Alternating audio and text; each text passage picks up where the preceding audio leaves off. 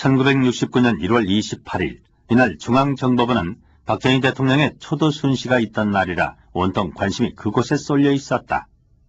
그때 김영욱 부장을 긴장시키는 한 통의 전화가 걸려왔다.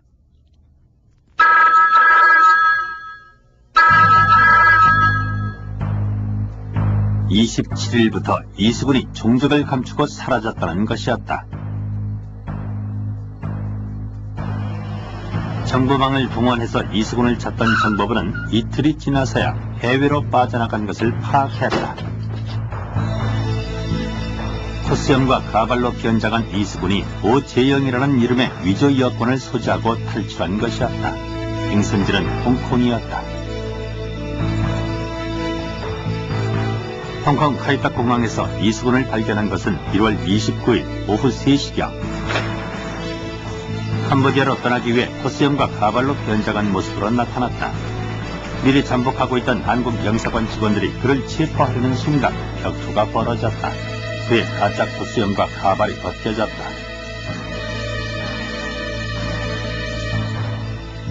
결국 격투 끝에 모두 홍콩 경찰에 연행됐다. 외교관 신분이었던 영사관 직원들은 곧바로 풀려났다. 이수근을 한국으로 송환하는 문제는 홍콩 경찰의 조치에 달려 있었다. 하지만 홍콩 경찰은 1월 31일 캄보디아행 비행기에 그를 탑승시킨다. 사이공을 경유하는 비행기였다. 사이공 한국영사관에서 중정으로부터 연락을 받은 것은 이수근이 탄 여객기가 사이공 탄손누트 공항에 도착한 지 2분 후였다. 비행기 체류 시간은 30분. 이륙 시간을 지연시키지 않으면 체포는 불가능한 일이었다. 베트남 대통령의 도움으로 지연작전을 벌인 결과 이수근은 체포되었다. 이날 김영욱 중앙정보부장은 기자회견을 통해 북한 괴뢰 장기 고정 간첩단 승을 검거했음을 발표했습니다.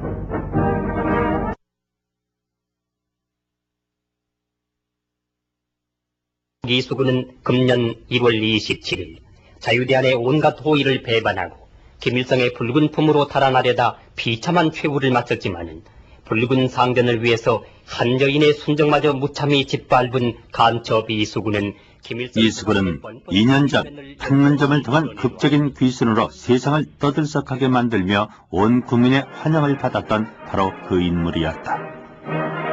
북한 괴뢰 치하를 극적으로 탈출해서 자유의 품에 안긴 전 북한 괴뢰 중앙통신 부사장 이수근 씨는 서울 시민의 뜨거운 환영을 받았습니다.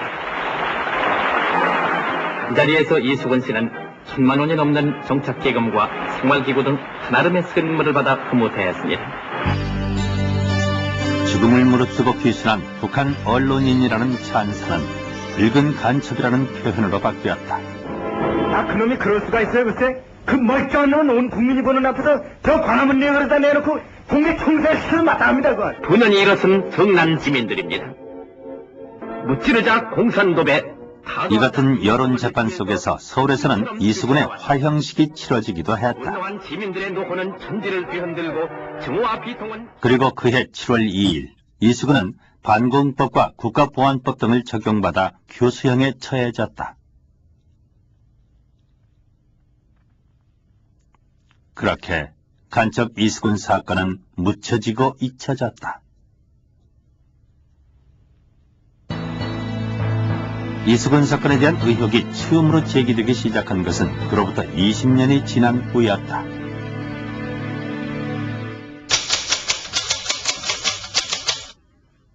아유, 안녕하십니까. 고준열 선생님이시죠? 네, 아유, 네, 예. 반갑습니다. 예, 예. 건강은 네, 괜찮으십니까? 괜찮습니다. 예. 사람상 이수근이 형장의 이슬로 사라진 것은 69년 7월 2일이었다. 이수근은 자신이 간첩임을 인정하고 최후를 맞았을까? 당시 이수근의 사형 집행에 참여했던 교도관 고종렬 씨의 증언을 들어보기로 했다. 이제 열로 들어가고 예. 여기가 앉죠. 여기가 딱 앉게 돼요. 요 자리에. 요 자리에 좀 딱 앉죠. 앉은 다음에 여기서 이제 얘기를 다 하는 거죠. 여기 의자 없고 그냥 물었고. 그래서 마지막 질문들을 이제 주고받는 네, 주고받는 거죠. 그 당시 주고받은 말은 어떻게 생각하세요? 많이 했어요. 예. 얘기를 너무 많이 하는 그런 내마, 그런 얘기, 공산주의 된 거, 여기 된 거, 뭐 여러 가지 얘기를 그래서 이래서 자기는 탈출해서 뭘 하겠다. 이런 얘기가 좀 길었어요. 길어가지고, 소장님이, 서기조 소장이 그랬어요. 그래서 지금 물어보면 알 거예요. 서기조 소장이 뭐라는 거니? 그건 재판정에서 얘기하는 거지, 여기서 얘기할 것이 아니다. 여기서 얘기할 것이 아니기 때문에, 그만 얘기하시고, 종교예식을 받아라 그랬어요. 소장의 중지에도 이수근의 유언은 계속됐고, 결국 종교의식도 받지 못한 채 형이 집행됐다. 김일성 만세를 불른다든가 공산당 만세를 그건 분명해요. 안 불렀어요. 형장에서 보여준 이수근의 태도는 의외였다. 사형수 이수근이 법정에서 다 하지 못한 말은 무엇이었을까?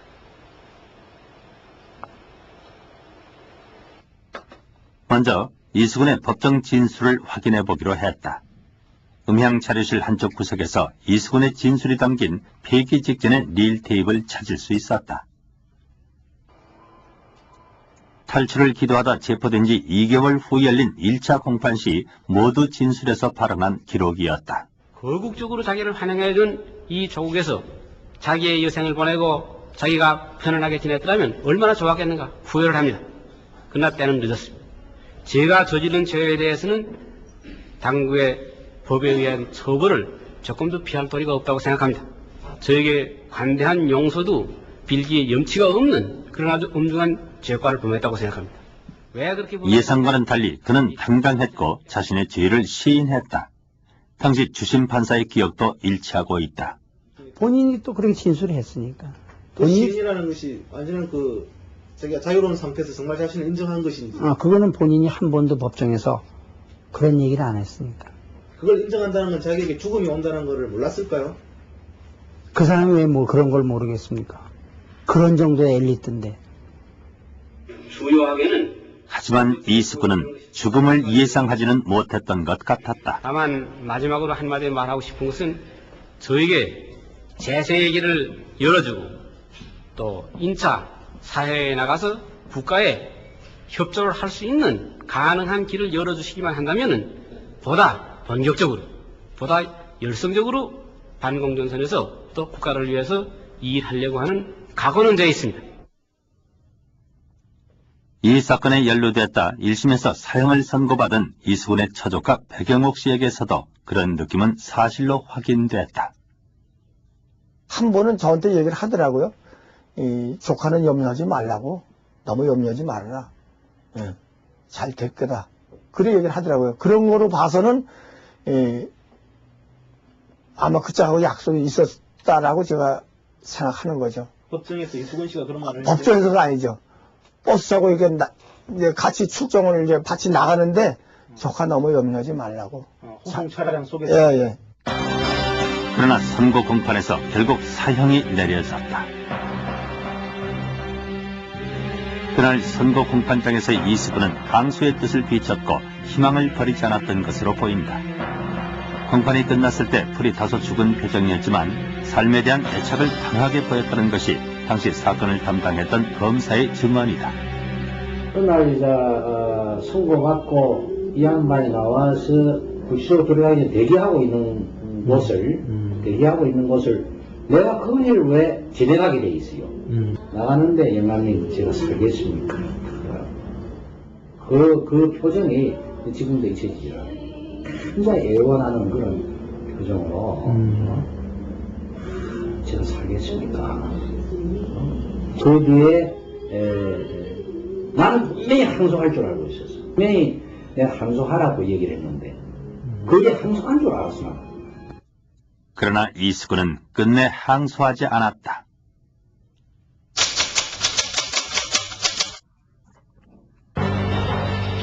이수근 사건의 공판은 일사천리로 이루어졌다. 1차 공판이 있은 지 한 달 만에 선고 공판이 열렸다. 사형이 집행된 것은 선고가 내려진 지 2달 후. 종범이 항소 결의 중에 주범이 처형되는 보기 드문 기록이었다. 그렇다면 항소의 뜻을 비췄던 이수근이 항소를 포기한 채 죽어간 것은 무엇 때문일까? 서울구치소 이사상 서영수는 까탈당하다 자살할 수가 있고, 또 상당히 그 도망치고 본 그런 그 위험성이 있기 때문에 독방에 투지를 안 했습니다. 이수근 자체는 특별 독방에 이사장 난끝방에 있었습니다. 서영수를 독방에 수감하는 것도 없던 일이었다. 이수근은 독방에 수감된 후에도 정보부의 감시하에 놓여 있었던 것으로 확인됐다. 당시 교도소 내에 그 중앙정보부 사무실이 있었다고 하던데. 네, 구치소 그 2층에 저쪽 있었어요. 사무실 하나 있었어요. 그럼 그 당시에 그 총정 요원 같은 사람이 이렇게 앉아서 이렇게 보고 있었던 건가요? 아니, 이렇게 보지 않고 이렇게 놓고 여기 이렇게 앉아 있었어요. 어떤 직원이 있었어요. 보기도 하네. 보기도 하고. 만약 이수근이 항소의 뜻을 피력했더라도 법정에 전달되지 않았을 가능성이 있었다. 항소를 할 수 없는 상황에 놓여 있었던 것이다. 그 조사관들 얘기가 대한민국 3부라고 하지만 4부다. 4부 중에서도 중앙정보부가 최고 우위다. 그렇게까지 얘기를 했고, 또 검찰 과정을 보면 알잖아요. 불러주는 대로 받았었으니까요. 뭐 그것이 무슨 뭐 조사에.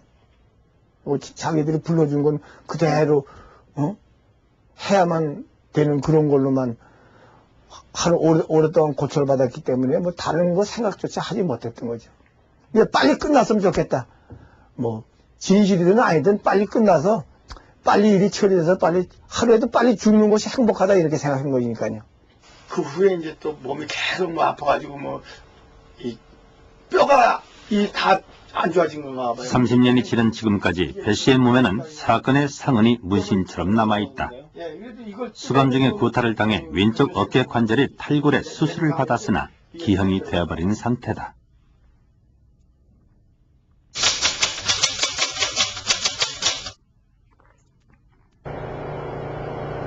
사건의 진실을 밝힐 수 있는 또 한 사람의 중요한 인물이 이수근의 조카 김세준 씨다.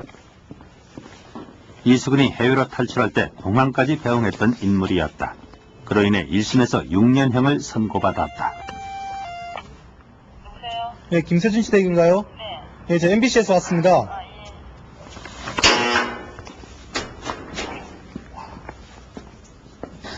제가 사건 나고 아버지가 염려하는 마음에서 오렸습니다. 오린 사진밖에 없는데. 오린 사진이요?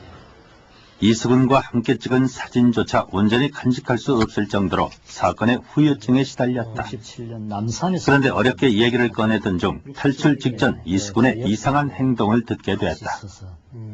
편지를 3통 써주셨는데 한 통은 김형욱 부장 앞으로 보내는 편지와 또 한 통은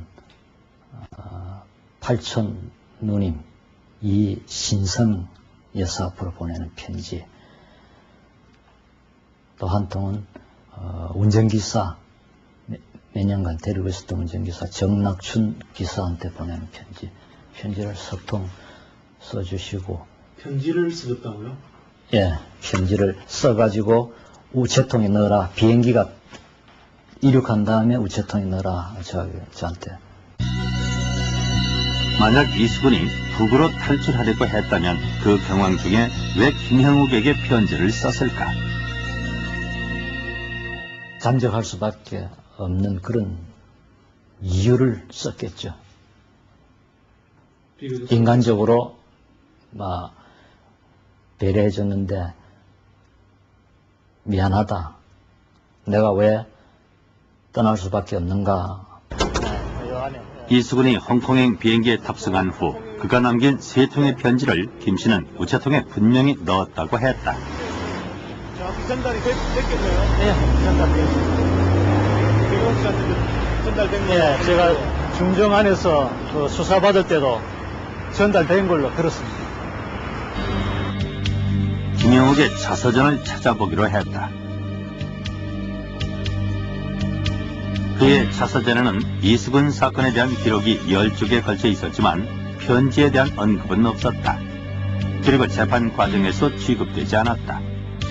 편지가 실제했다면 김영옥은 왜 그것을 공개하지 않았던 것일까? 편지를 숨겨야만 할 이유가 있었던 것은 아닐까?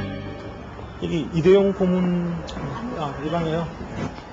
김영옥과 이수근의 관계에 의심을 갖던 중 사이공에서 이수근을 체포했던 이대용 전 주월 중앙정보부 공사를 만났다. 예, 저 MBC 인사드려서 박회장입니다. 이 씨는 사이공에 함락될 때 억류됐다 풀려난 인물로 북한식의 집요한 회유를 받고도 사상적 변절을 거부해 반공 정신의 상징처럼 돼 있다. 그런데 체포 당시의 상황을 조심스럽게 들려주던 이 씨의 입에서 충격적인 증언이 흘러나왔다. 김영옥 부장이 내한테 얘기했다는 것은 그때 뉘앙스는 그 사람이 그 이중가심이 아니냐는 그 뉘앙스를 얘기를 했어요. 근데 그걸 내가 그때 얘기한 거 그대로 내가 뭐라 하여간 그건 내서 잘 알고 있죠.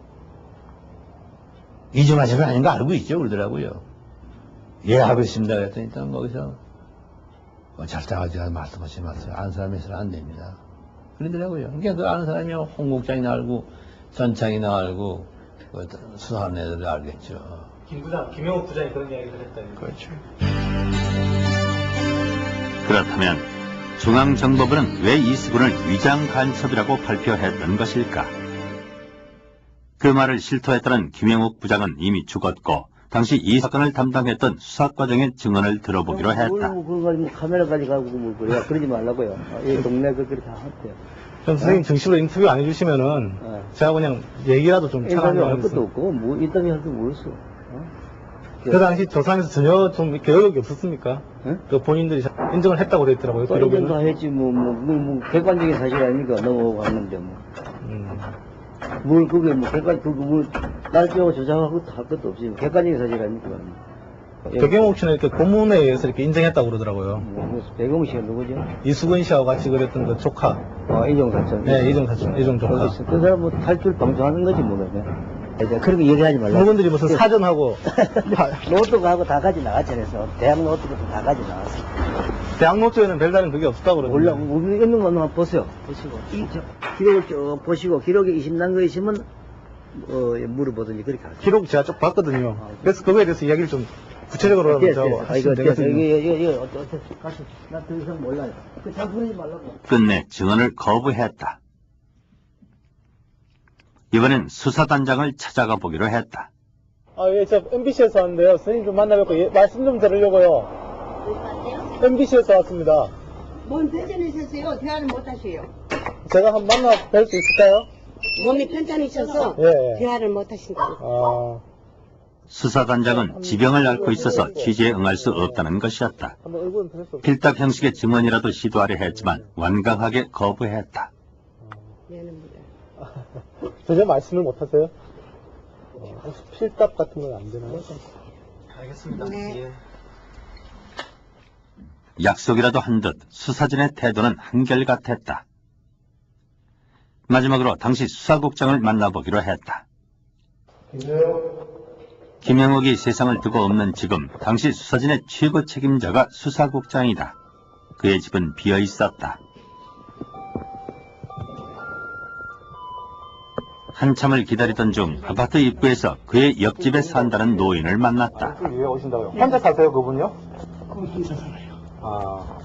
아주머니는 안 계시고요? 없어요. 같이 평소에 좀 같이 뭐 등산도 다니시고 그러세요? 처음 어디 해봤어요. 인사만 했어요? 인사도 저기 나가서 한번. 한 일주일 후에요? 예, 일주일. 한 3일 전쯤에 갔습니까? 어제 아침에 갔나? 어제 아침에요? 예, 어제 아침에. 예. 알겠습니다. 예. 그런데 그의 말이 앞뒤가 맞지 않아 우편물을 확인해 보았다. 노인이 얘기했던 옆집에는 학생만 살고 있었고 504호 우편물에서 수사국장의 이름을 발견했다. 바로 그 노인이 수사국장이었다. 노인이 아파트로 들어간 직후 곧바로 뒤쫓아 올라갔다. 선생님! 하지만 아무리 초인종을 눌러도 인기척조차 없었다. 선생님! 이들 모두 입을 다물어야만 하는 이유가 있는 것만은 분명했다.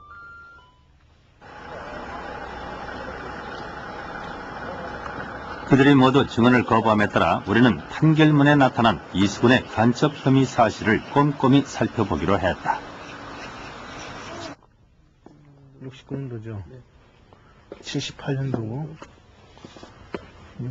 60. 정부기록 보존소에서 이수근 사건의 판결 원본을 찾아냈다. 69년도 형사 판결 원본이네요.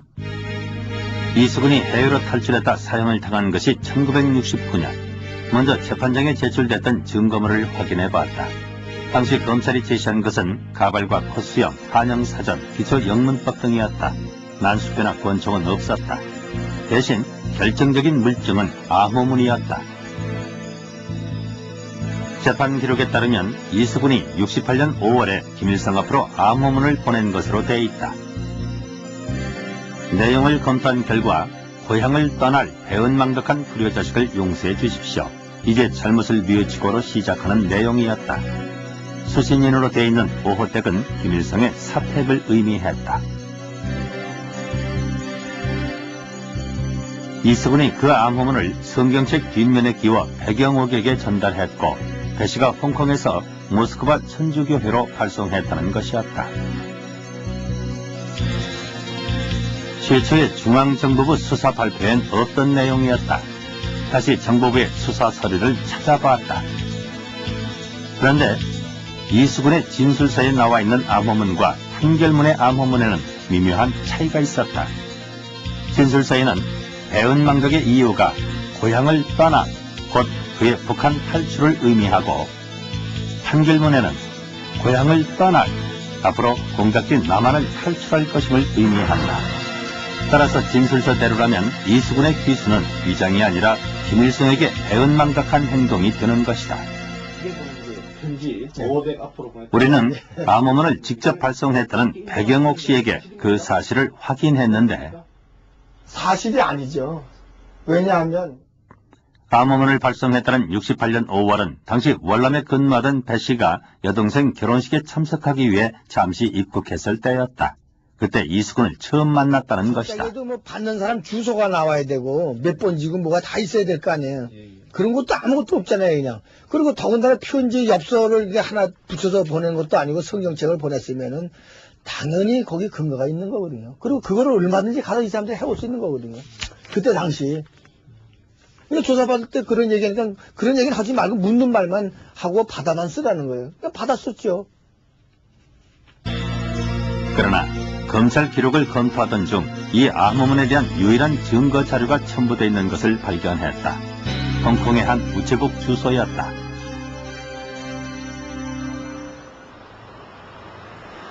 그곳은 백영옥이 암호문을 붙였다고 하는 구룡 중앙우체국이었다.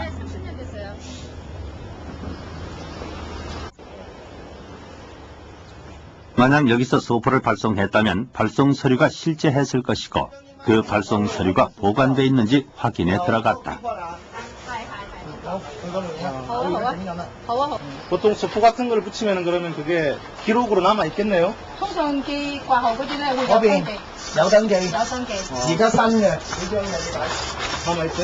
외국으로 가는 거고 이거 바로 이 발송장이 서류로 보관된다고 했다. 옛날 기록은 어떤 식으로 보관하고 있습니까? 지금 현재 여기서는 없대요. 자기네들 다 그러나 안타깝게도 그들은 2년 후면 이 서류를 폐기한다고 했다. 대신 중요한 사실 하나를 확인할 수 있었다.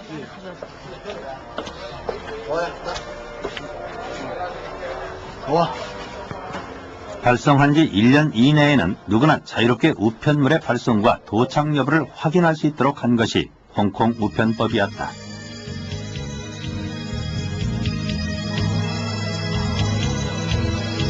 만약 백영옥 씨가 이 우체국에서 이만한 크기의 성경책을 발송했다면 분명히 그 근거가 남아있을 것이고 그 내용 증명을 첨부할 수 있었을 것이다. 그런데 중앙정보부의 유일한 증거 서류는 홍콩에 구룡 우체국이 있다는 사실뿐이었다.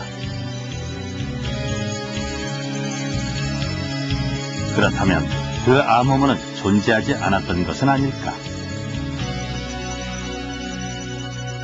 대머리를 가발로 덮고 코 밑에 수염을 달고 여권을 변조해서 북으로 뺑소니 치려던 반역자는 잡히고 말았습니다.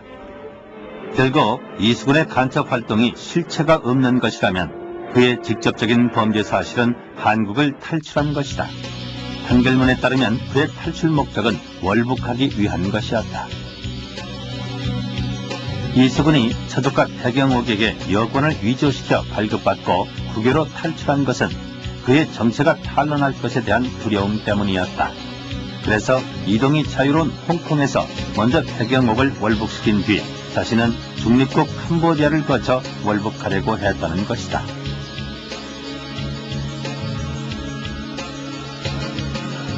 따라서 그는 치밀한 계획에 의해 첫 목적지로 홍콩을 잡았으며 거기서 자신은 캄보디아로 가려고 했다는 것이었다.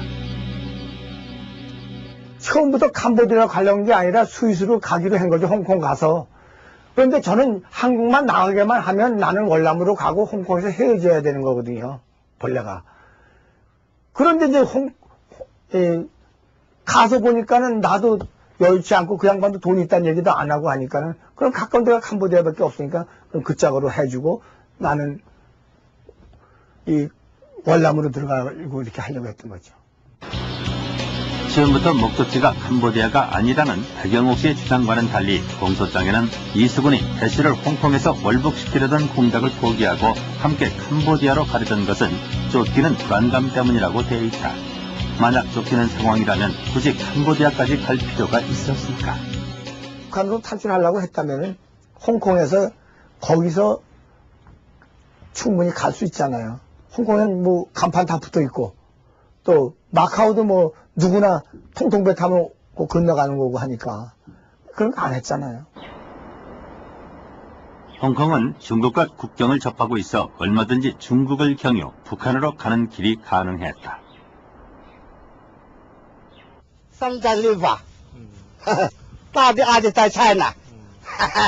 지금은 그럼 중국 가기가 쉽지 않습니까? 당신은 지금처럼 중국과 홍콩의 왕래가 자유롭지는 못했지만 자유무역 도시인 홍콩에는 그때도 소련 영사관이나 북한의 무역회사들이 있었다. 따라서 그곳을 통과하면 얼마든지 북한으로 갈 수 있었고 또 다른 쉬운 방법은 마카오로 가는 것이었다. 마카오는 홍콩을 여행하던 최은희 신상옥 부부가 납치됐던 곳이다.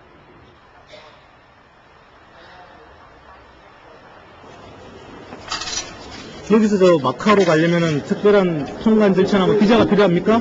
带 passport 跟住咧即買飛 그냥 유람하기 위해서 그냥 배를 타고 갈 수 있나요? 買飛揸埋證件 대표 사고 비자만 저 여권만 가져가면 갈 수 있대요. 관광객들은. 홍콩에서 페리어만 타면 누구나 마카오로 갈 수 있다. 마카오엔 김정일의 별장이 있었고 북한의 공작 활동의 거점지였다. 그가 북으로 가려고 했다면 쫓기는 몸이었을 텐데 왜 마카오행 페리오를 타지 않고 이틀이나 홍콩에 머물렀던 것일까?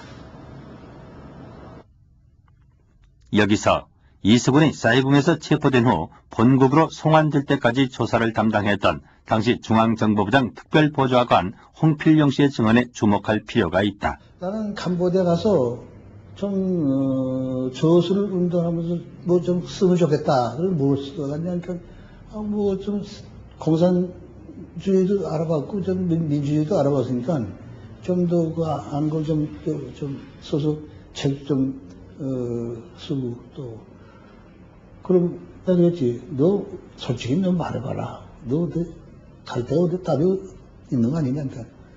따로 있을 때가 내가 어디 가겠어요. 그러더라고요.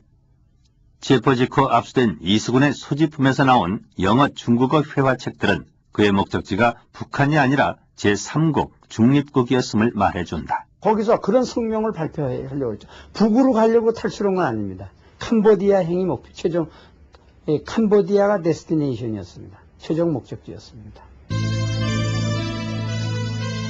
월북이 목적이 아니었다면 법정에서는 왜 이수근을 간첩이라고 판결을 내렸던 것일까? 그 공소장 내용이 이수근이가 위장 간첩으로 김일성의 지령을 받고 위장 탈출했다 하는 걸 전제로 해서 공소장이 돼 있었죠.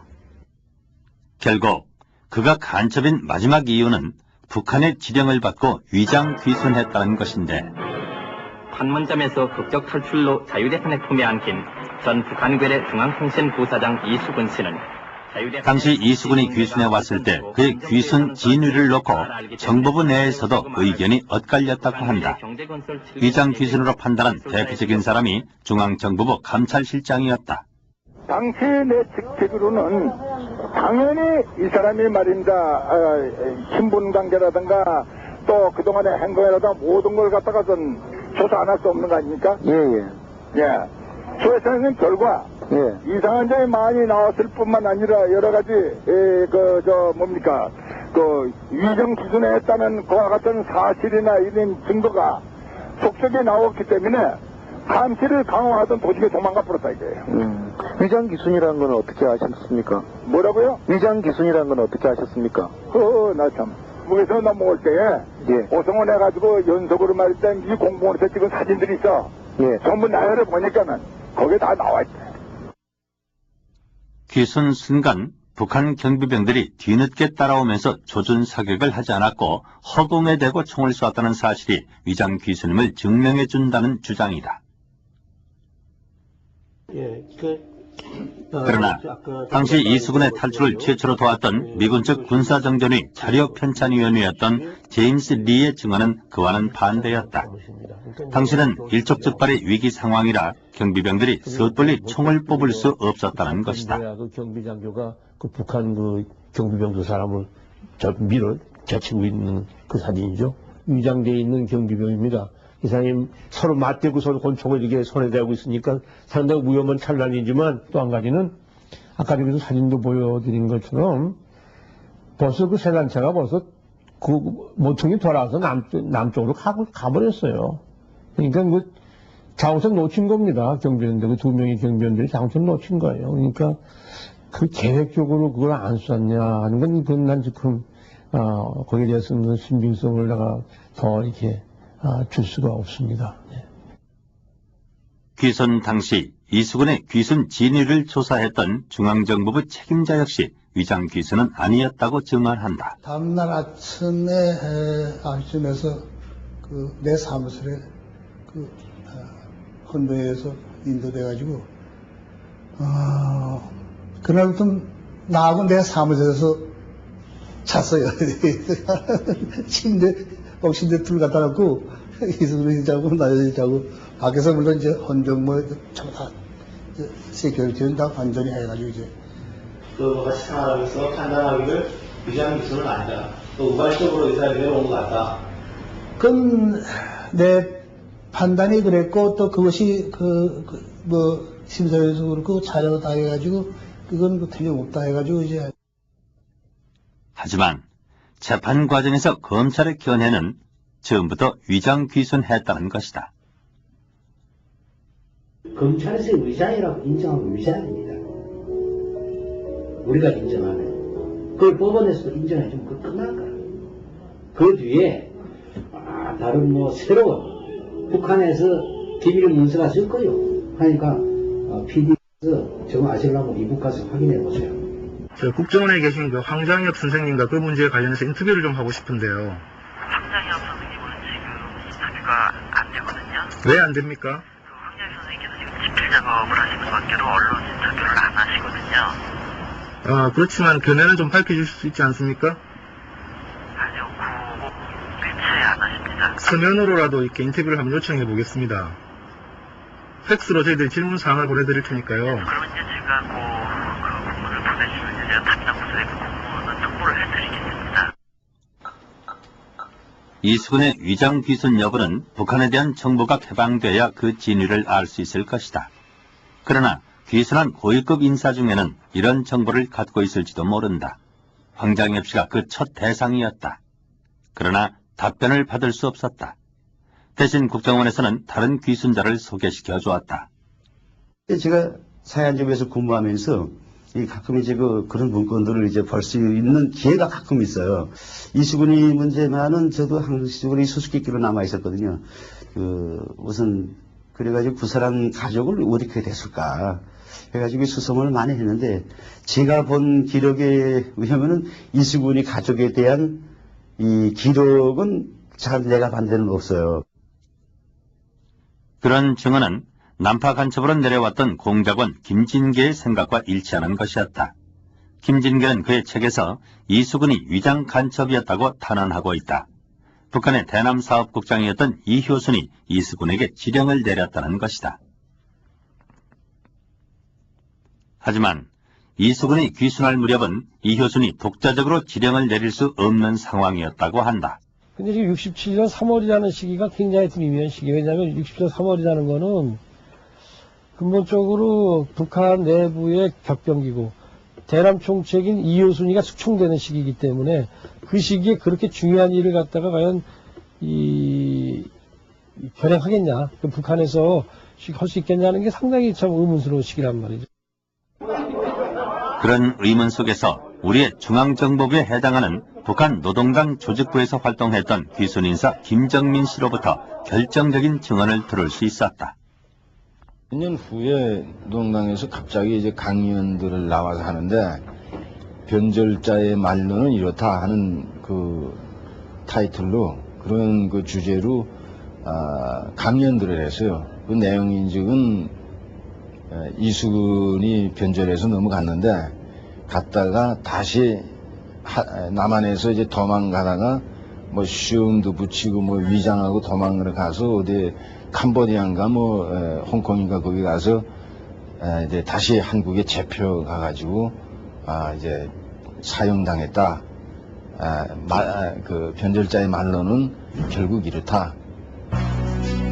그렇다면 북한에서도 그를 변절자로 낙인 찍었다는 것인데 그는 무슨 이유로 귀순을 하게 된 것일까? 북한을 탈출 자유의 품에 안긴 이수근 씨는 귀순 직후 열린 서울시민 환영대회에서 이수근은 판문점을 넘어 귀순한 동기를 이렇게 밝혔다.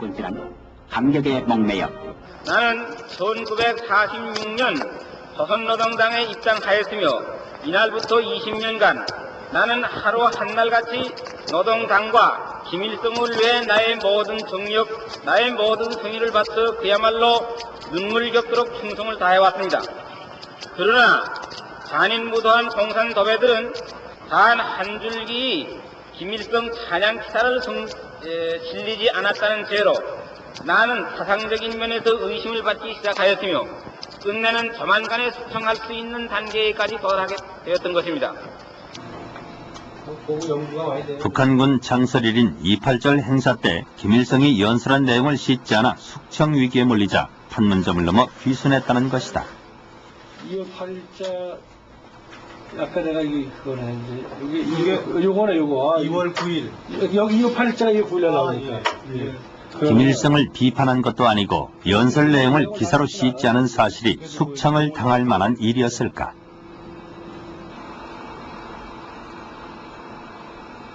(2월 9일자) 노동신문을 확인한 결과 이수근이 쓴 28절 기념행사 기사는 노동신문 일면 머릿 기사로 실릴 정도의 중요 기사였다. 67년 그 3, 4월 그 당시는 북한 사회에서는 아주 엄청난 격변이 있었습니다. 이 격변 속에서 예를 들어서 그 지식인들 같은 경우도 과거 같으면은 모든 학술서적에 뭐 그냥 학술서적이면 그 학문적으로만 그 접근하면 됐는데 그 당시 이제 처음 비로소 이제 경애하는 이제 수령 김일성 동지는 이렇게 말씀하셨다. 라고 이제 처음 얘기를 하고 그 교시에 따라서 마치 학술 연구를 하는 것처럼 되는 즉 그 사회가 교조화되고 동원화되는 그런 것들이 가장 강하게 나타났던 시기가 그 시기였습니다. 그러다 보니까 많은 지식인들이 이제 항상 그 사실상 그 숙청을 당했고 또 숙청의 위협에서 벗어나지 못했죠. 아마 이수근도 그런 데서 크게 예외적이지 못했을 것이다. 그렇게 볼 수 있을 겁니다. 이수근이 귀순한 67년 봄은 북한 지식인들에게 위기였다. 김일성 우상화 작업과 함께 대대적인 숙청 바람이 불던 때였다. 따라서 반대파를 제압하기 위해 조그만 꼬투리라도 있으면 수정주의자로 몰았는데 이수근의 경우도 거기에 해당됐다. 내가 배운 공산주의 이론은 오늘날과 같은 혼란과 악의다툼 꼴을 보려고 배운 것은 아니었습니다. 내가 배운 공산주의理論은 전 세계 프롤레타리아트의 단결을 위해서 궁극적인 면에서는 하나의 민족, 하나의 국경을 초월한 인민의 사회를 건설하는 데 있었습니다. 그러나 이런 공산주의 철학이, 이런 공산주의 국가들이 지금 어떤 추태를 부리고 있으며 그의 귀순 연설을 분석해보면 이수근은 공산주의의 이상과 현실의 괴리감에 좌절하고 탈출한 것으로 보인다. 그날 이후 이수근은 차관급에 해당하는 중앙정보부 첩탁 1급 판단관으로 임명된다. 그리고 반공 강연의 인기 강사로 나섰다. 직설적이고 솔직한 성격이었던 그는 강연 내용이 마음에 들지 않으면 직접 고쳤다. 원래 뭐 북조선 사람만이 그런 게 아니고 하부로 침투하는 기본을 줍니다. 하부로 침투. 무슨 인텔리 상승, 정치계 인사 상승에 침투하는 데 기본을 준 게 아니다. 하부 침투 기본은 그거에 비록 난다는 점 걸린다 하더라도 그게 믿음성이다. 그 사람들이 그 지주 자본가 제도 하에서 고승을 당하는 사람들이기 때문에. 예? 거침없는 이수근의 언행은 중앙정보부 내에서도 골칫거리였다. 원고를 써주는 대로 개같이 끌고 다니면서 시키는 대로 강연을 하라고 그러는데 내가 어떻게 남이 써주는 대로 내 양심에 반해서 그런 강연을 하겠느냐. 당신은 대한민국의 말이지 촉탁 1급이지만은 차관급인데 앞으로 있어가지고 국가를 위해서 노력을 해야 되고 충성을 다해야 된다 하고 번째는 건 그러니까 이 친구가 뭐라고 그러냐면은 나는 대한민국의 자유를 찾아봤지 당신네들이 말이지 무슨 충성하여 오지 않았어 하고 소리 질렀다 이게. 그래서 내가 뭐랬냐면 알았습니다. 그 충분히 당신 말을 이해를 한다 이게. 그러나 당신 지금 얘기는 녹음이 돼 있으니까 나중에 그런 말 안 했다는 얘기를 하지 마십시오. 그래 끊었다 이게요. 그거 보냈어요. 그래 조금 있으면 김학기한테 전화가 왔어. 이수근이가 울매불매 말이지. 내가 실수를 했는데 그거 좀 지워달라고. 그때부터 중앙정보부 감찰실의 감시는 더욱더 강도를 높여갔다. 그 사람 자신은 나는 이만큼 와서 전 대한민국의 선량한 국민이 됐다고 자타가 고인하면은 그럼 나를 갖다가 좀 이렇게 좀 더 좋은 그 포스트에 갖다 놔가지고 참 그렇게 좀 그런 희망을 가지고 있었어요. 그리고 그렇지 않고 밤낮 그 감시만 다 하고 돌아다니면서 이제 그 선전만 하고 김일성 욕만 하고 다니니까 그거 좋아하겠어요. 자유를 찾아 귀순한 이수근에게 그것은 큰 시련이었다.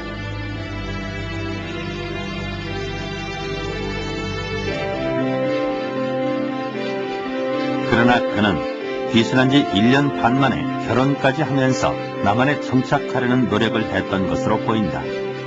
그가 받은 귀순 정착금은 경제적으로도 별 어려움 없이 생활할 수 있을 정도였다. 이 무렵 이수근은 중앙정보부의 요청으로 귀순 수기 집필에 들어갔다. 언론인 출신이었던 그에게 집필은 제2의 인생을 의미하는 것이었다.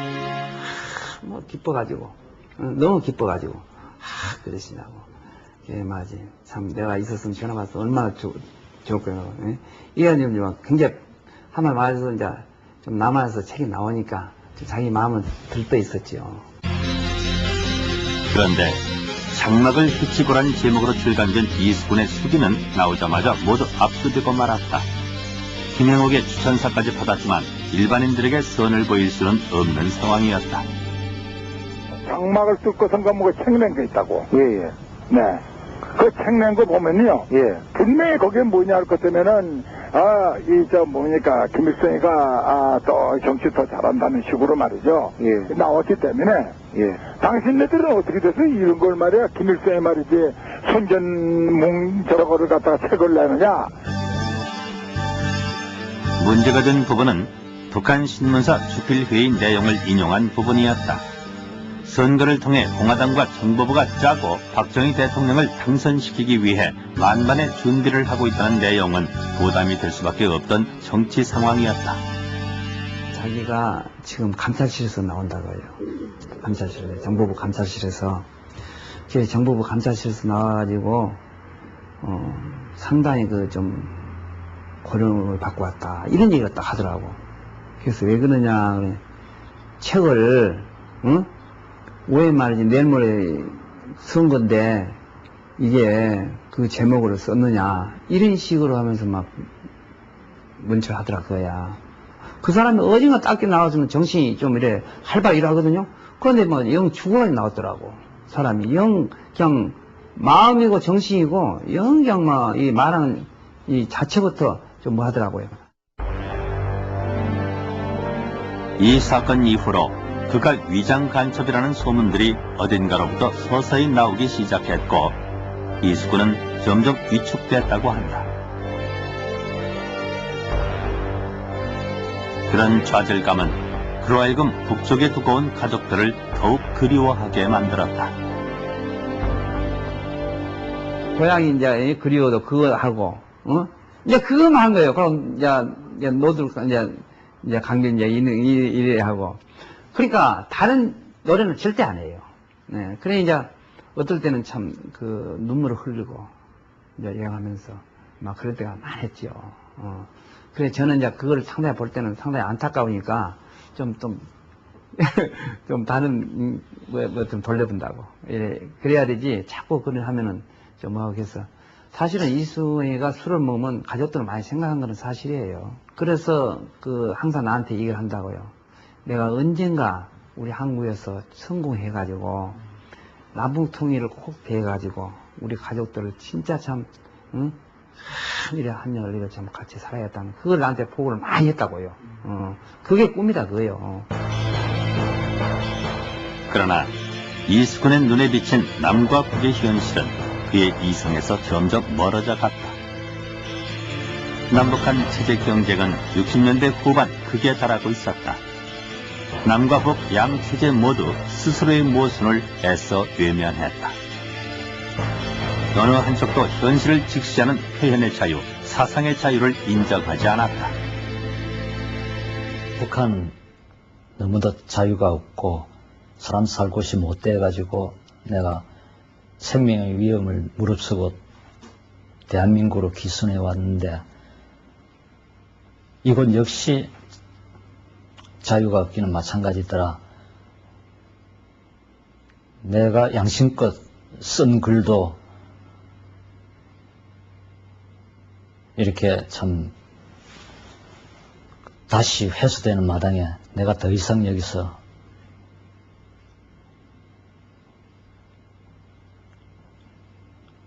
자유로운 그런 언론 생활을 할 수가 있겠느냐. 그가 마지막으로 탈출을 결심한 것은 자신의 존재가 남한의 정치 현실에 이용당해야 한다는 사실이었다. 그것은 지식인 이수근의 마지막 자존심이었다. 그러고 또 한 통은 꼭 써야 되는데 못 썼다고 하면서 그 당시 신민당인가 야당 당수 유진호 박사, 야당 당수 유진호 박사한테도 딱 써야 되는데 못 썼는데 유 박사한테는 내가 외부에 나가서 편지를 쓰겠다, 그런 얘기를 했습니다. 그 내용은 이제 편지 쓸 내용은 대충 말씀을 하시더군요. 지금 중앙정보부에서는 좀 삼성계엄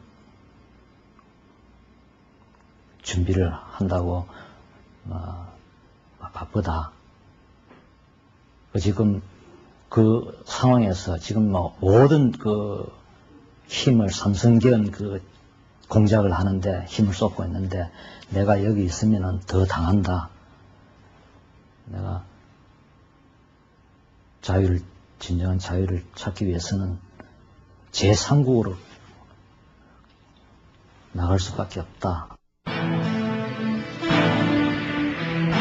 결국 그는 진정한 자유를 찾아 또 한 번의 목숨을 건 탈출을 감행한다. 그리고 그것이 그가 죽어야 할 이유였다. 피고인 이수근에 대하여 사형. 제가 대한민국의 그런 거국적이고 열렬한 그 대규모적인 그런 한데도 불구하고 그걸 저버리고 한국을 탈출해서 제3국으로 나가려고 행동을 했다고 하는 사실은 법 앞에서와 온 국민 앞에서 마땅히 처벌을 받아야 할 아주 무거운 죄를 졌다고 반성하고 있습니다. 다만 마지막으로 제가 몇 마디 말씀 올리고 싶은 것은 제가 이북에서 이남으로 월남을 하기 전부터 공산주의 사상은 권한 것입니다. 그것은 모든 제 행동이 전후가 그것을 증명해주고 있습니다. 제가 한국을 탈출하게 되는 행동도 주요하게는 가족들을 구원하기 위한 것입니다. 제3국으로 가서 남북한을 시사논평을 하면서 새로운 통일 노선을 제창하면은 저는 한국에서 앞으로 연립정부 같은 게 수립되게 될 때 선각자로서 추대를 받게 될 것이고 또 제3국에 나가서 가족을 근리리 데리다가 살 수 있다고 그렇게 환상했던 것입니다. 마지막으로 여기에 김세준이, 배경옥이 우리 조카 자식들입니다. 지금 제 심정을 두서없이 한마디로 말한다면 이들이 받을 형벌을 제가 다 대신 받으면 좋겠습니다.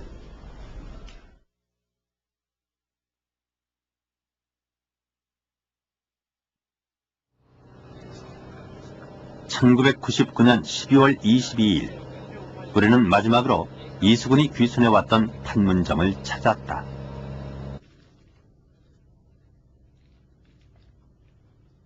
그곳엔 도무지 무너지지 않을 것 같은 벽처럼 남과 북이 대치 중이었다. 30년 전과 오늘이 그대로였다. 시간이 정지한 채 고여있다.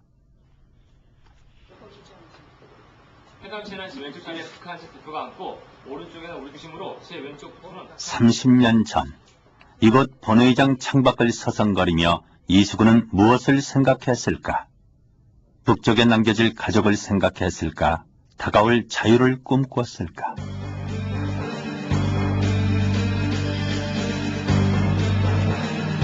그러나 그가 넘어선 것은 한 체제에서 또 다른 체제로의 변화에 불과했다. 그 어느 곳에도 그가 추구했던 표현의 자유, 사상의 자유는 없었다.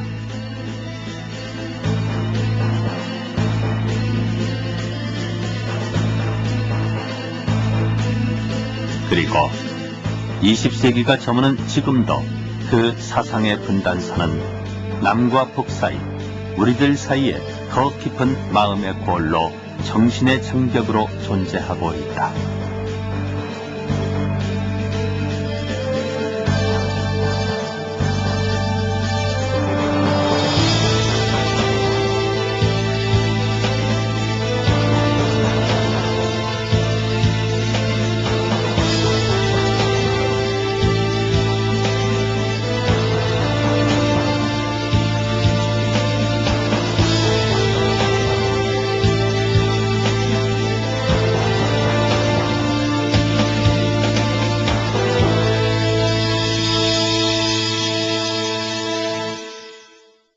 그 경비병 두 사람을 저 밀어 제치고 있는 그 사진이죠. 위장되어 있는 경비병입니다. 이 사람이 서로 맞대고 서로 권총을 이렇게 손에 대고 있으니까 상당히 위험한 찬란이지만 또 한 가지는 아까 여기서 사진도 보여드린 것처럼 벌써 그 세단차가 벌써 그 모퉁이 돌아서 남쪽으로 가버렸어요. 그러니까 그 자원선 놓친 겁니다. 경비원들, 그 두 명의 경비원들이 자원선 놓친 거예요. 그러니까 그 계획적으로 그걸 안 쐈냐 하는 건, 그건 난 지금, 거기에 대해서는 신빙성을 내가 더 이렇게, 줄 수가 없습니다. 네. 귀순 당시 이수근의 귀순 진위를 조사했던 중앙정보부 책임자 역시 위장 귀순은 아니었다고 증언한다. 다음날 아침에, 아침에서 내 사무실에 헌병에서 인도돼가지고 그날부터 나하고 내 사무실에서 잤어요. 침대 둘 갖다 놓고 이승훈이 자고 나연이 자고 밖에서 물론 이제 헌정 세큐리티는 다 완전히 해가지고 이제 그 같이 생활하면서 판단하기를 위장 기술은 아니다. 또 우발적으로 의사를 내려온 것 같다.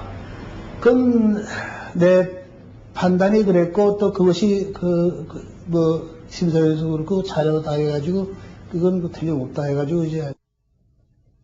하지만 재판 과정에서 검찰의 견해는 처음부터 위장 귀순했다는 것이다.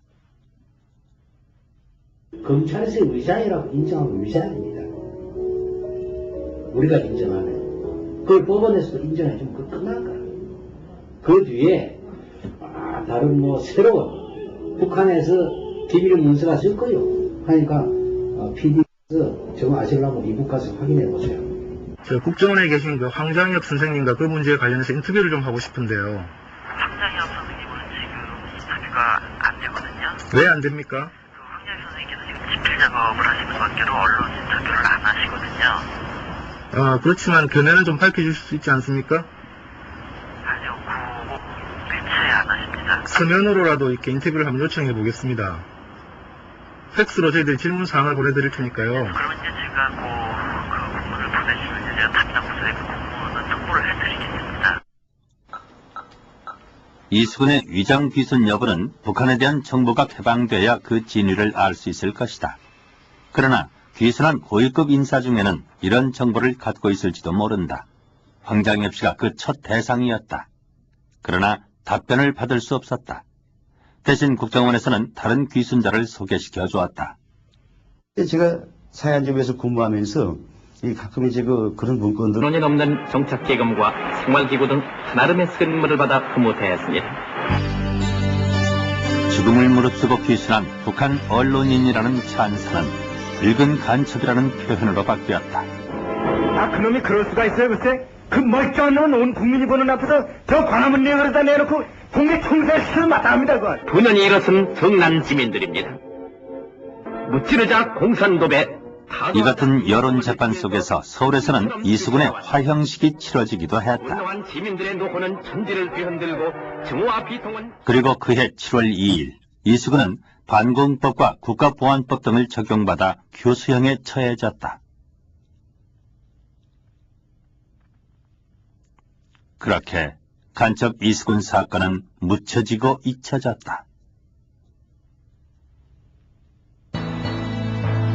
이수근 사건에 대한 의혹이 처음으로 제기되기 시작한 것은 그로부터 20년이 지난 후였다.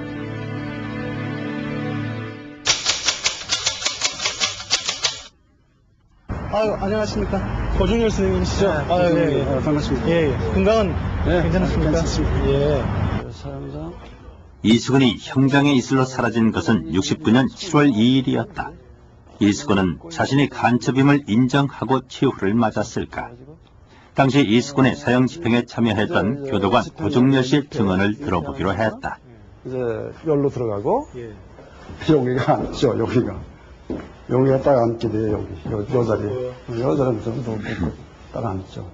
앉은 다음에 여기서 이제 얘기를 다 하는 거죠. 의자 없고 그냥 물었고. 그래서 마지막 질문들을 이제 주고받는 네, 주고받는 거죠. 그 당시 주고받은 말은 어떻게 해가지고? 많이 했어요. 예. 얘기를 너무 많이 하는 그런 내마, 그런 얘기, 공산주의 된 거, 여기 된 거, 뭐 여러 가지 얘기를 해서 이래서 자기는 탈출해서 뭘 하겠다. 이런 얘기가 좀 길었어요. 길어가지고, 소장님이, 서기조 소장이 그랬어요. 그래서 지금 물어보면 알 거예요. 서기조 소장이 뭐라는 거니? 그건 재판정에서 얘기하는 거지, 여기서 얘기할 것이 아니다. 여기서 얘기할 것이 아니기 때문에, 그만 얘기하시고, 종교예식을 받아라 그랬어요. 소장의 중지에도 이수근의 유언은 계속됐고 결국 종교의식도 받지 못한 채 형이 집행됐다. 김일성 만세를 불른다든가 공산당 만세를 그건 분명해요. 안 불렀어요. 형장에서 보여준 이수근의 태도는 의외였다. 사형수 이수근이 법정에서 다 하지 못한 말은 무엇이었을까?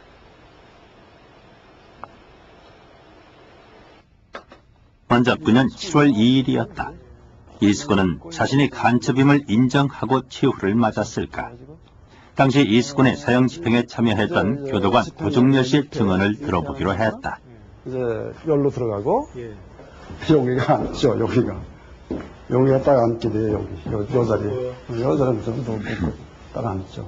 앉은 다음에 여기서 이제 얘기를 다 하는 거죠. 의자 없고 그냥 그래서 마지막 질문들을 이제 주고받는 거죠. 주고받는 거죠. 그 당시 주고받은 말은 어떻게 생각하세요? 많이 했어요. 예. 얘기를 너무 많이 하는 그런 내마, 그런 얘기, 공산주의 된 거, 여기 된 거, 뭐 여러 가지 얘기를 해서 이래서 자기는 탈출해서 뭘 하겠다. 이런 얘기가 좀 길었어요. 길어가지고, 소장님이, 서기조 소장이 그랬어요. 그래서 지금 물어보면 알 거예요. 서기조 소장이 뭐라는 거니? 그건 재판정에서 얘기하는 거지, 여기서 얘기할 것이 아니다. 여기서 얘기할 것이 아니기 때문에, 그만 얘기하시고, 종교예식을 받아라 그랬어요. 소장의 중지에도 이수근의 유언은 계속됐고 결국 종교의식도 받지 못한 채 형이 집행됐다. 김일성 만세를 불른다든가 공산당 만세를 그건 분명해요. 안 불렀어요. 형장에서 보여준 이수근의 태도는 의외였다. 사형수 이수근이 법정에서 다 하지 못한 말은 무엇이었을까?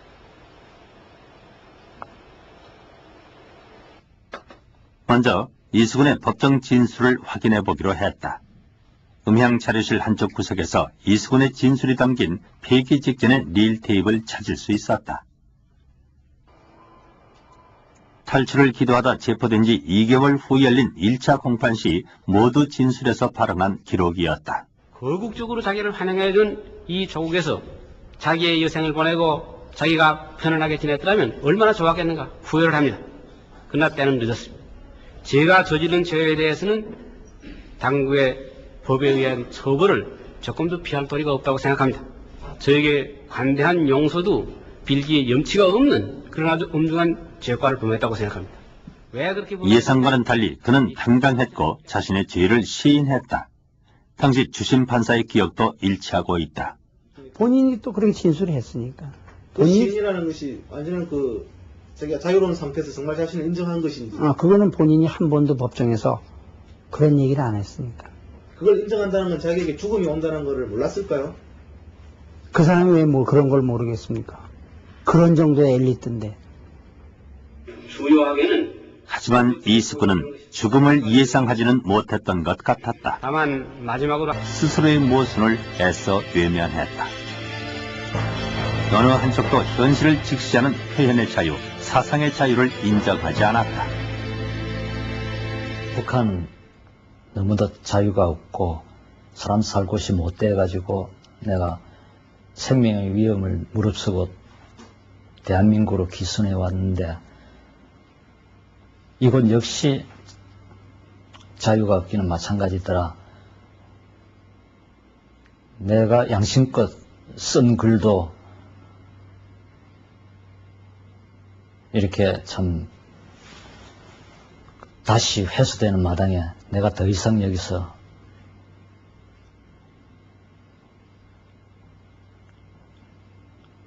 자유로운 그런 언론 생활을 할 수가 있겠느냐. 그가 마지막으로 탈출을 결심한 것은 자신의 존재가 남한의 정치 현실에 이용당해야 한다는 사실이었다. 그것은 지식인 이수근의 마지막 자존심이었다.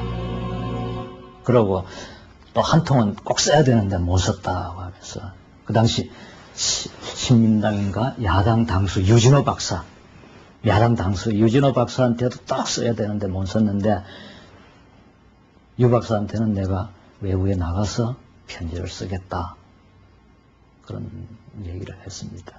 그 내용은 이제 편지 쓸 내용은 대충 말씀을 하시더군요. 지금 중앙정보부에서는 좀 삼성계엄 준비를 한다고 바쁘다. 지금 그 상황에서 지금 모든 그 힘을 삼성계엄 그 공작을 하는데 힘을 쏟고 있는데 내가 여기 있으면 더 당한다. 내가 진정한 자유를 찾기 위해서는 제3국으로 나갈 수밖에 없다. 결국 그는 진정한 자유를 찾아 또 한 번의 목숨을 건 탈출을 감행한다. 그리고 그것이 그가 죽어야 할 이유였다. 피고인 이수근에 대하여 사형. 제가 대한민국의 그런 거국적이고 열렬한 그 대규모적인 그런 한데도 불구하고 그걸 저버리고 한국을 탈출해서 제3국으로 나가려고 행동을 했다고 하는 사실은 그런 의문 속에서 우리의 중앙정보부에 해당하는 북한 노동당 조직부에서 활동했던 귀순 인사 김정민 씨로부터 결정적인 증언을 들을 수 있었다.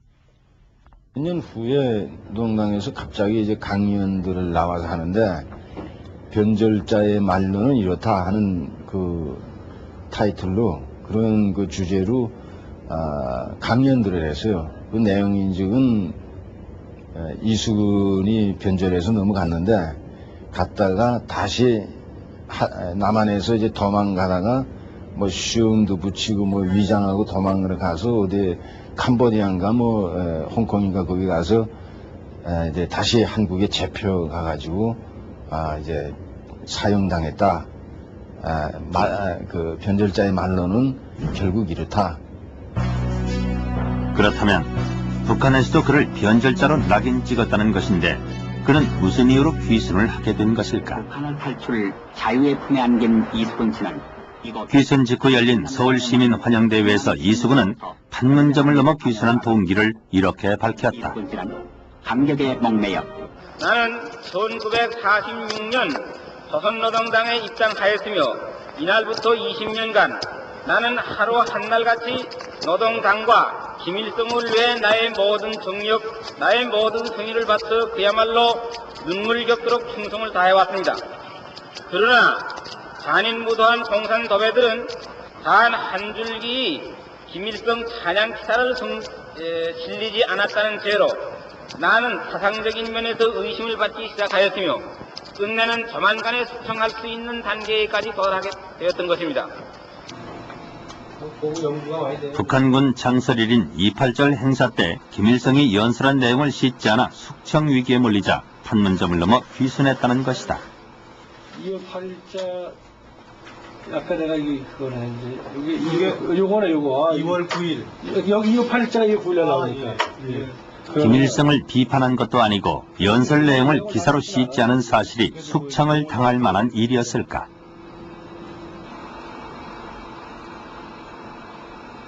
(2월 9일자) 노동신문을 확인한 결과 이수근이 쓴 28절 기념행사 기사는 노동신문 일면 머릿 기사로 실릴 정도의 중요 기사였다. 67년 그 3, 4월 그 당시는 북한 사회에서는 아주 엄청난 격변이 있었습니다. 이 격변 속에서 예를 들어서 그 지식인들 같은 경우도 과거 같으면은 모든 학술서적에 뭐 그냥 학술서적이면 그 학문적으로만 그 접근하면 됐는데 그 당시 이제 처음 비로소 이제 경애하는 이제 수령 김일성 동지는 이렇게 말씀하셨다. 라고 이제 처음 얘기를 하고 그 교시에 따라서 마치 학술 연구를 하는 것처럼 되는. 김영옥이 세상을 두고 없는 지금 당시 수사진의 최고 책임자가 수사국장이다. 그의 집은 비어 있었다. 한참을 기다리던 중 아파트 입구에서 그의 옆집에 산다는 노인을 만났다. 왜 오신다고요? 혼자 사세요, 그분요? 그분 혼자 살아요. 아주머니 안 계시고요? 없어요. 같이 평소에 좀 같이 뭐 등산도 다니시고 그러세요? 한번 어디 봤어요. 인사만 했어요? 인사도 노인적에 나가서 한번. 한 일주일 후에요? 예, 일주일. 한 3일 전쯤에 갔습니까? 어제 아침에 갔나? 어제 아침에요? 예, 어제 아침에. 예. 알겠습니다. 예. 그런데 그의 말이 앞뒤가 맞지 않아 우편물을 확인해 보았다. 노인이 얘기했던 옆집에는 학생만 살고 있었고 504호 우편물에서 수사국장의 이름을 발견했다. 바로 그 노인이 수사국장이었다. 노인이 아파트로 들어간 직후 곧바로 뒤쫓아 올라갔다. 선생님! 하지만 아무리 초인종을 눌러도 인기척조차 없었다. 선생님! 이들 모두 입을 다물어야만 하는 이유가 있는 것만은 분명했다.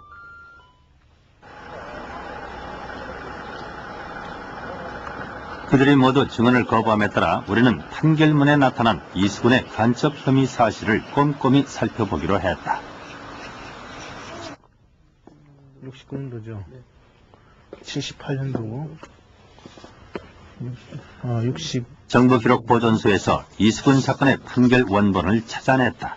69년도 형사 판결 원본이네요. 이수근이 해외로 탈출했다 사형을 당한 것이 1969년. 먼저 재판장에 제출됐던 증거물을 확인해봤다. 당시 검찰이 제시한 것은 가발과 코수염, 한영사전, 기초영문법 등이었다. 난수표나 권총은 없었다. 대신 결정적인 물증은 암호문이었다. 재판 기록에 따르면 이수근이 68년 5월에 김일성 앞으로 암호문을 보낸 것으로 돼 있다. 내용을 검토한 결과 고향을 떠날 배은망덕한 불효자식을 용서해 주십시오. 이제 잘못을 뉘우치고로 시작하는 내용이었다. 수신인으로 돼 있는 5호택은 김일성의 사택을 의미했다. 이수근이 그 암호문을 성경책 뒷면에 끼워 배경옥에게 전달했고 배시가 홍콩에서 모스크바 천주교회로 발송했다는 것이었다. 최초의 중앙정보부 그 공소장 내용이 이수근이가 위장 간첩으로 김일성의 지령을 받고 위장 탈출했다 하는 걸 전제로 해서 공소장이 되어 있었죠.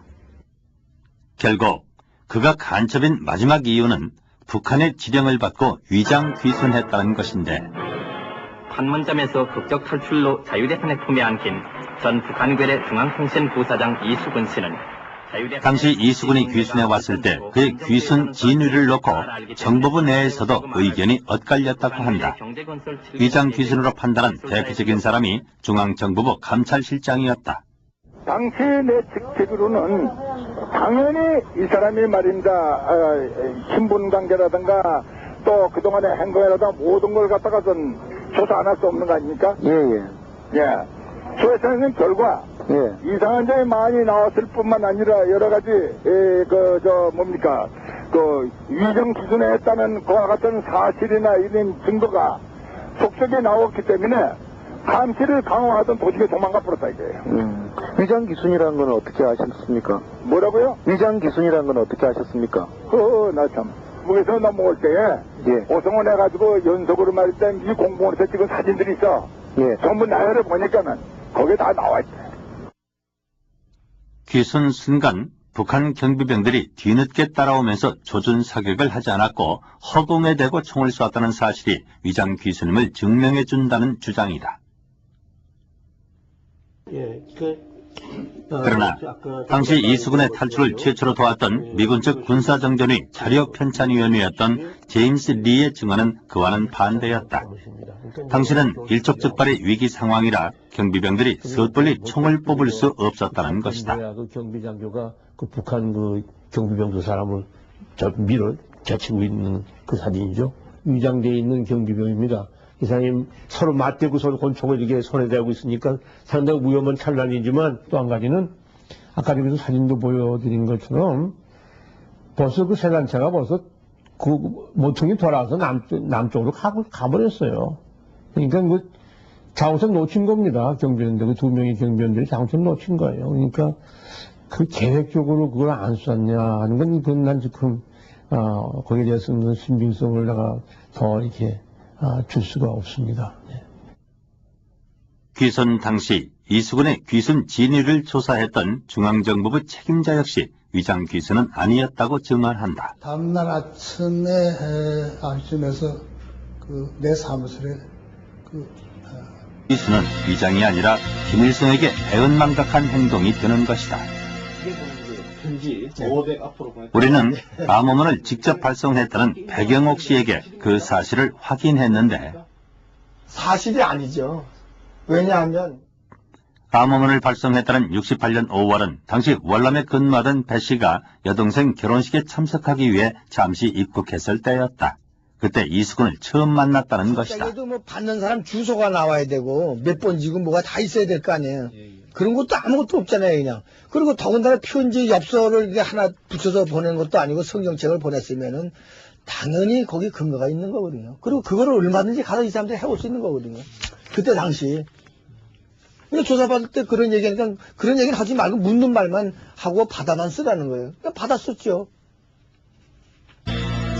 그러나 검찰 기록을 검토하던 중 이 암호문에 대한 유일한 증거 자료가 첨부되어 있는 것을 발견했다. 홍콩의 한 우체국 주소였다.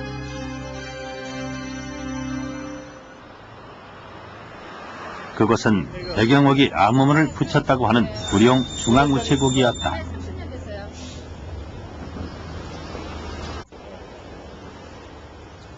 만약 여기서 소포를 발송했다면 발송 서류가 실제했을 것이고 그 발송 서류가 보관되어 있는지 확인에 들어갔다. 보통 소포 같은 걸 붙이면 그러면 그게 기록으로 남아 있겠네요. 네가 쌌네. 남아 있어요? 외국으로 가는 거고 이거 바로 이 발송장이 서류로 보관된다고 했다. 옛날 기록은 어떤 식으로 보관하고 있습니까? 어디 이 자리도 이제 완도라. 지금 현재 여기서는 없대요. 자기네들 다 그러나 안타깝게도 그들은 2년 후면 이 서류를 폐기한다고 했다. 대신 중요한 사실 하나를 확인할 수 있었다.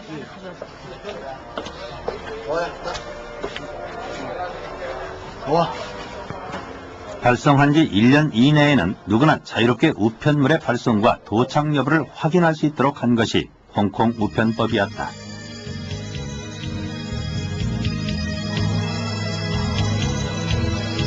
만약 백영옥 씨가 이 우체국에서 이만한 크기의 성경책을 발송했다면 분명히 그 근거가 남아있을 것이고 그 내용 증명을 첨부할 수 있었을 것이다. 그런데 중앙정보부의 유일한 증거 서류는 홍콩에 구룡 우체국이 있다는 사실뿐이었다. 그렇다면 그 암호문은 존재하지 않았던 것은 아닐까? 대머리를 가발로 덮고 코 밑에 수염을 달고 마찬가지더라. 내가 양심껏 쓴 글도 이렇게 참 다시 회수되는 마당에 내가 더 이상 여기서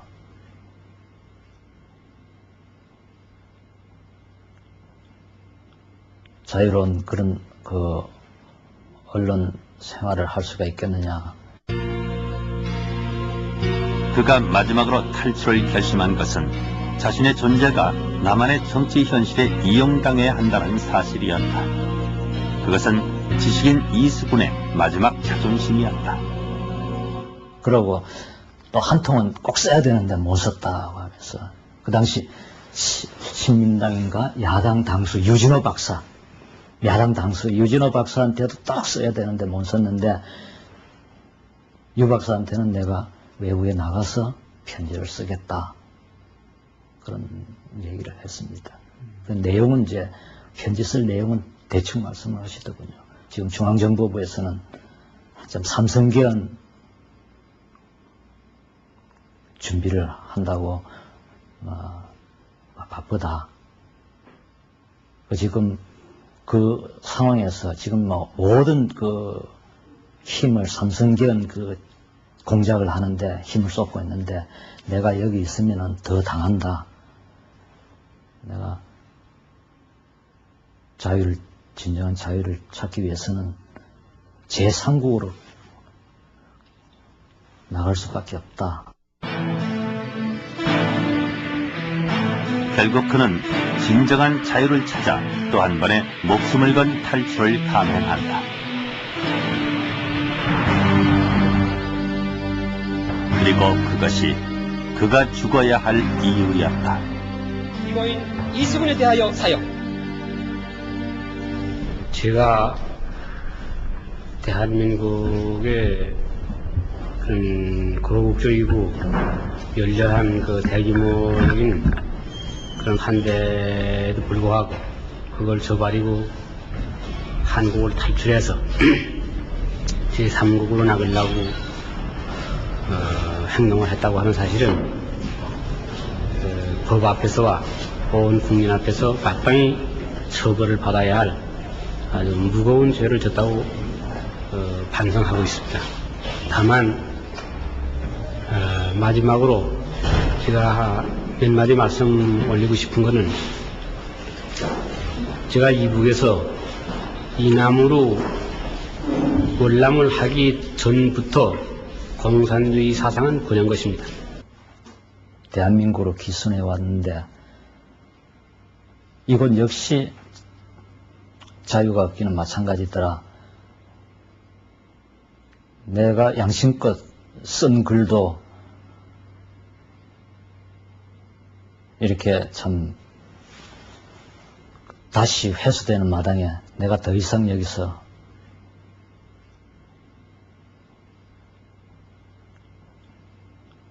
자유로운 그런 그 언론 생활을 할 수가 있겠느냐.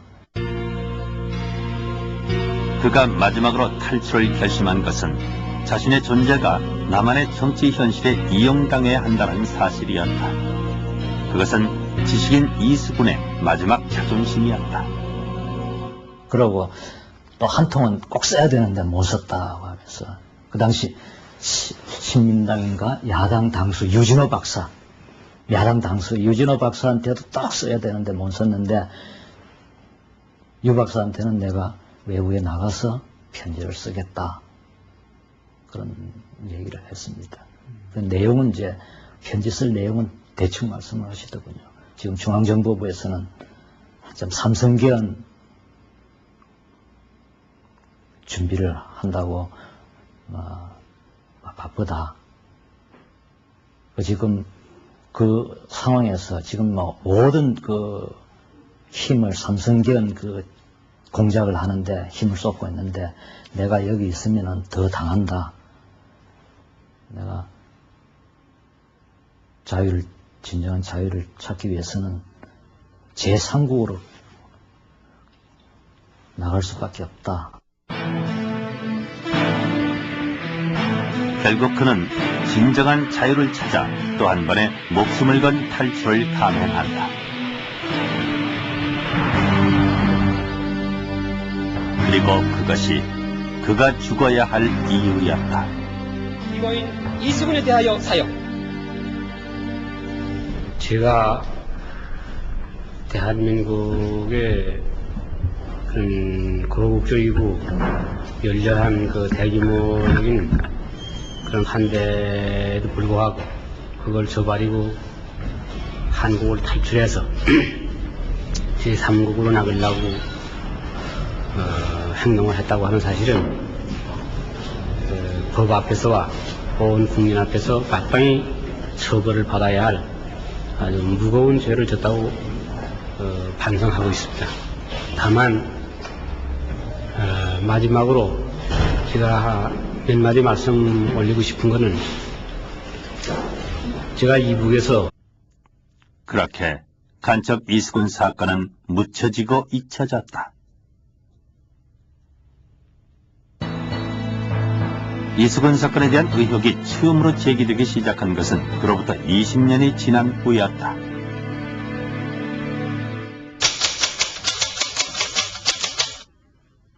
아유, 안녕하십니까. 고중열 선생님이시죠? 네, 아유, 예, 예. 반갑습니다. 예, 예. 건강은 괜찮으십니까? 괜찮습니다. 예. 사람상 이수근이 형장의 이슬로 사라진 것은 69년 7월 2일이었다. 이수근은 자신이 간첩임을 인정하고 최후를 맞았을까? 당시 이수근의 사형 집행에 참여했던 교도관 고중열 씨의 증언을 들어보기로 했다. 이제 열로 들어가고 여기가 저 여기가 여기가 딱 앉게 돼요, 여기. 요 자리에. 요 자리에 딱 앉죠. 앉은 다음에, 여기서 이제 얘기를 딱 하는 거죠. 여기 의자 없고, 그냥 물었고. 그래서 마지막 질문들을 이제 주고받는 네, 주고받는 거죠. 그 당시 주고받은 말은 어떻게 해가지고? 많이 했어요. 예. 얘기를 너무 많이 하는, 그런 내마, 그런 얘기, 공산주의 된 거, 여기 된 거, 뭐 여러 가지 얘기를 해서 이래서 자기는 탈출해서 뭘 하겠다. 이런 얘기가 좀 길었어요. 길어가지고, 소장님이, 서기조 소장이 그랬어요. 그래서 지금 물어보면 알 거예요. 서기조 소장이 뭐라는 거니? 그건 재판정에서 얘기하는 거지, 여기서 얘기할 것이 아니다. 여기서 얘기할 것이 아니기 때문에, 그만 얘기하시고, 종교예식을 받아라 그랬어요. 소장의 중지에도 이수근의 유언은 계속됐고 결국 종교의식도 받지 못한 채 형이 집행됐다. 김일성 만세를 불른다든가 공산당 만세를 그건 분명해요. 안 불렀어요. 형장에서 보여준 이수근의 태도는 의외였다. 사형수 이수근이 법정에서 다 하지 못한 말은 무엇이었을까?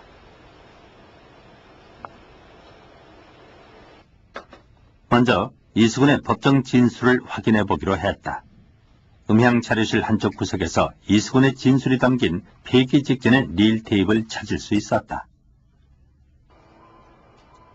탈출을 기도하다 체포된 지 2개월 후 열린 1차 공판 시 모두 진술에서 발언한 기록이었다. 거국적으로 자기를 환영해준 이 조국에서 자기의 여생을 보내고 자기가 편안하게 지냈더라면 얼마나 좋았겠는가 후회를 합니다. 그러나 때는 늦었습니다. 제가 저지른 죄에 대해서는 당국의 법에 의한 처벌을 조금도 피할 도리가 없다고 생각합니다. 저에게 관대한 용서도 빌기에 염치가 없는 그런 아주 엄중한 죄과를 범했다고 생각합니다. 왜 그렇게 예상과는 달리 그는 당당했다. 그 사람 자신은 나는 이만큼 와서 전 대한민국의 선량한 국민이 됐다고 자타가 고인하면은 그럼 나를 갖다가 좀 이렇게 좀 더 좋은 그 포스트에 갖다 놔가지고 참 그렇게 좀 그런 희망을 가지고 있었어요. 그리고 그렇지 않고 밤낮 감시만 하고 저거 돌아다니면서 저거 선전만 하고 김일성 욕만 하고 다니니까 그거 뭐 좋아하겠어요. 자유를 찾아 귀순한 이수근에게 그것은 큰 시련이었다.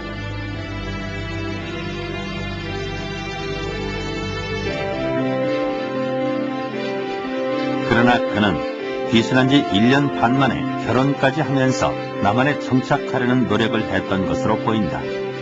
그가 받은 귀순 정착금은 경제적으로도 별 어려움 없이 생활할 수 있을 정도였다. 이 무렵 이수근은 중앙정보부의 요청으로 귀순 수기 집필에 들어갔다. 언론인 출신이었던 그에게 집필은 제2의 인생을 의미하는 것이었다.